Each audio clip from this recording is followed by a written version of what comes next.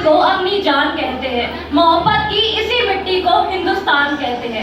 हम अपनी जान के दुश्मन को अपनी जान कहते हैं, मोहब्बत की इसी मिट्टी को हिंदुस्तान कहते हैं। जो आंखों में दिखाई दे उसे कहते हैं तूफान, जो दुनिया को सुनाई दे उसे कहते हैं खामोशी, जो आंखों में दिखाई दे उसे तूफान कहते हैं। जो ये सुराग है साहब, चाइना अमेरिका पाकिस्तान साजिशों का हिस्सा है, मगर हम इसे ही अपने घर का रोशनदान कहते हैं, परम सम्माननीय आदरणीय प्रधानाचार्य जी, मेरे सभी गुरुजन और मित्रों, मैं स्नेहा सामुमान आज स्वतंत्रता दिवस के उपलक्ष्य में अपने कुछ विचार आप सभी के साथ साझा करना चाहूंगी। मैं बताना चाहूंगी कि राष्ट्र निर्माण और देशभक्ति क्या है।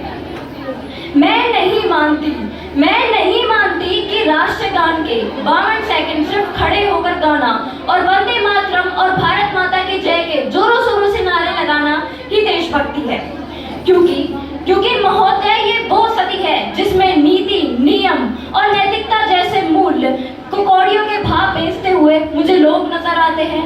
ये वो सदी है जहां सत्य, अहिंसा और सदाचार साथियों जैसे मूल्य मुझे कौड़ियों के भाव से उड़ाते हुए लोग नजर आते हैं। और महोदय, ये वो सदी है जिसमें एक घर में दो सगे भाई भी शांति, अमन और चैन के साथ बड़ी मुश्किल से जीते नजर आते हैं।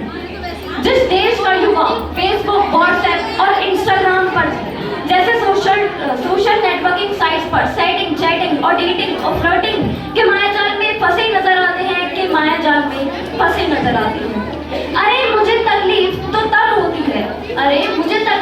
तब होती है जब आज का ये नौजवान जिसके कंधों पर जिम्मेदारी है देश प्रेम और राष्ट्र निर्माण की, वही आज मुझे पबजी गेम में डूबा और शराब की लत में भीगा नजर आता है। तो मैं युवाओं के लिए कहना चाहूंगी कि मोह निद्रा में सोने वाले लोग अभी वक्त है तुम जाग जाओ, इससे पहले कि तुम्हारी ये नींद कहीं इस राष्ट्र को ही ना ले डूबे,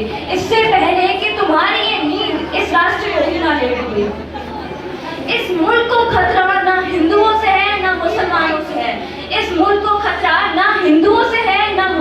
से है, अजी इस मुल्क को तकलीफ तो सिर्फ बेईमानों और गद्दारों से है।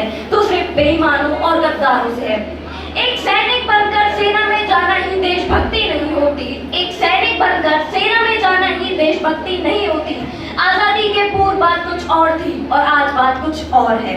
तब झांसी की रानी लक्ष्मीबाई से लेकर शहीद आजम भगत सिंह तक, चंद्रशेखर आजाद से लेकर सुभाष चंद्र बोस तक, इन्हें हम देशभक्त कहते हैं।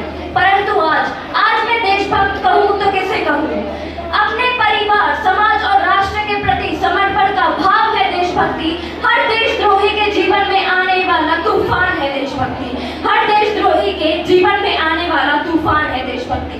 एक पत्रकार जब अपनी पत्रकारी को पूरी ईमानदारी से करे तो वो है देशभक्ति।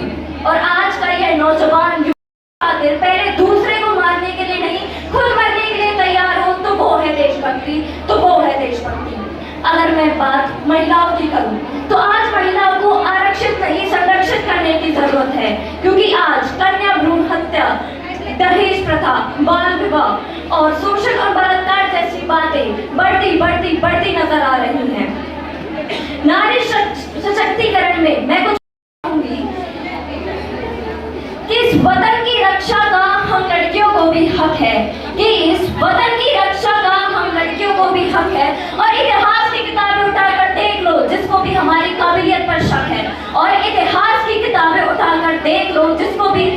काबिलियत पर शक है, मैं भारत माता की बेटी हूँ, तैयार हूँ सरहद पर जाकर सीने पर गोली खाने के लिए। मैं भारत माता की बेटी हूँ, तैयार हूँ सरहद पर जाकर सीने पर गोली खाने के लिए। और सिर्फ रसोई में बेरंग ही नहीं, मुझे अपनी वतन के रक्षा के लिए हथियार उठाना भी आता है। हथियार उठाना भी आता है। आज के राजनेता जिनको हमारे द्वारा ही चुना गया है, उनके लिए भी मैं एक पंक्ति अदा करना चाहूंगी कि जिन्हें हम हार समझ बैठे गला अपना सजाने को, वही अब नाग बन बैठे हैं हम ही को काट खाने को। वही अब नाग बन बैठे हैं हम ही को काट खाने को। और हमारा राष्ट्र निर्माण तब संभव होगा, हमारा राष्ट्र निर्माण तब संभव होगा जब हम सभी एकजुट होकर रहेंगे, जब हम सभी एकजुट होकर रहेंगे।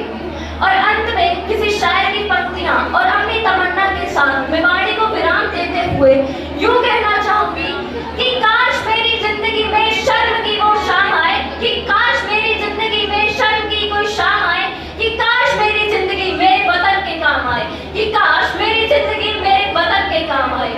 ना खौफ है मौत का, ना आरज़ू है जन्नत की, ना खौफ है मौत का, ना आरज़ू है जन्नत की। बस जब जिक्र हो शहीदों का तो उनमें मेरा भी एक नाम आए, तो उनमें मेरा भी एक नाम आए। जब कोई पूछे मेरे बारे में तो मेरी ये पहचान लिख देना, जब कोई पूछे मेरे बारे में तो मेरी ये पहचान लिख देना। उठाना तिरंगा झंडा और सीने पर हिंदुस्तान लिख देना, सीने पर हिंदुस्तान लिख देना। धन्यवाद।